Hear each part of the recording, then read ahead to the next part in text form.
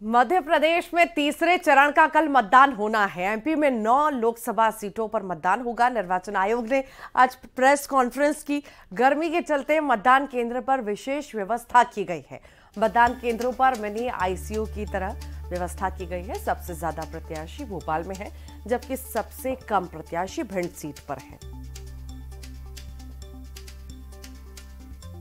जो second phase में किया था वो तो करेंगे ही। उसके अलावा भी हम लोग लगातार जैसे चले बूथ की ओर अभियान थर्ड फेज के लिए पहली तारीख से कर रहे हैं, फोर्थ फेज के लिए भी कर रहे हैं। तो प्रयास ये है कि लगातार बूथ पे एक सप्ताह तक कोई न कोई गतिविधि की जाए, लोगों से संवाद किया जाए, लोगों को इसके लिए प्रेरित किया जाए कि जाएं और वोट करें। मतदाताओं को जहां पे कल जरूर एक लोकल इनिशिएटिव है, पिछली बार भी किया गया रैपिडो के माध्यम से, तो उनकी प्रेजेंस सभी जगह नहीं है। तो भोपाल, इंदौर, ग्वालियर, जबलपुर जैसे बड़े शहरों में है, वहां पे मतदाता को मतदान के बाद यदि वो सुविधा का उपयोग लेना चाहता है तो उसके जो एड्रेस है वहां तक उन्हें छोड़ने का ऑफर किया है। पिछले 2 चरण में कम मतदान प्रतिशत के बाद कई संस्थानों ने वोटिंग प्रतिशत बढ़ाने को लेकर पहल की। कल तीसरे चरण में मतदान प्रतिशत बढ़ाने के लिए नए तरीके निकाले जा रहे हैं। भिंड में होटल संचालकों ने वोटरों के लिए खाने पर 10% तक की छूट रखी है, तो वहीं भिंड में व्यापार मेले में झूले पर प्रति टिकट 10 रुपए की छूट दी है। डॉक्टर ने भी अपने प्राइवेट क्लिनिक में मरीजों को छूट दी है। इसके लिए वोट करने के बाद उंगली पर स्याही दिखानी होगी। करके जो लोग आएंगे भिंड मेले में, जो छूट हमने दी है 7 दिन के लिए, 7 दिन तक छूट चलेगी। एक तो मेले के जितने झूले हैं उनको 10 रुपये पर टिकट में कम होगा से मतदान को उंगली दिखाने पर। दूसरा, हमारे व्यापारियों ने भी कई चीज़ों को छूट कर दी है।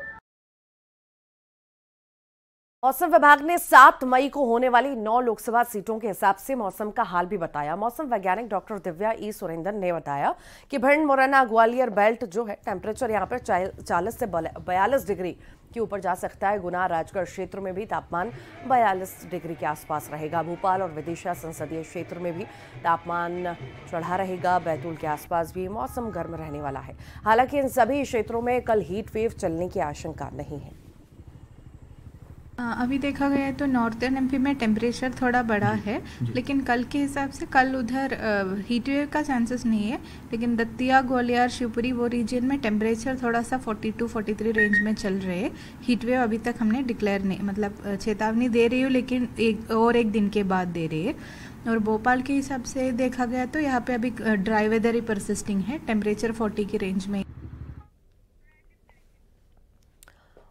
तो तापमान का जिक्र जो है हम कर रहे थे और मौसम वैज्ञानिक भी जानकारी दे रही थी कि 40-42 डिग्री के आसपास जो है तापमान रहेगा।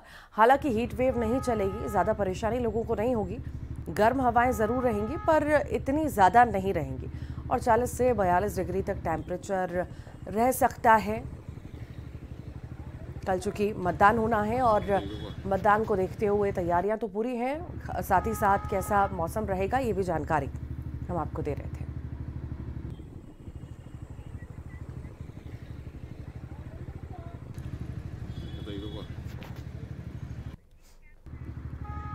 और ज्यादा जानकारी के लिए हमारे साथ सहयोगी सुशील कौशिक भी जुड़ गए हैं। उनसे भी ज्यादा जानकारी लेंगे कि आखिर वहां की क्या हाल है। जो लोग वोट करने पहुंच रहे हैं, जो कल पहुंचेंगे, आखिर क्या क्या मुद्दे हैं और साथ ही साथ इतनी गर्मी में क्या सोच रहे हैं, किस समय जाएंगे। सुशील, कैसी तैयारी वहां पर और क्या लगता है, हीट वेव वगैरह बहुत ज्यादा होने वाली है? लोग शाम तक ही पहुंचेंगे या सुबह से ही लंबी लाइनें नजर आएंगी?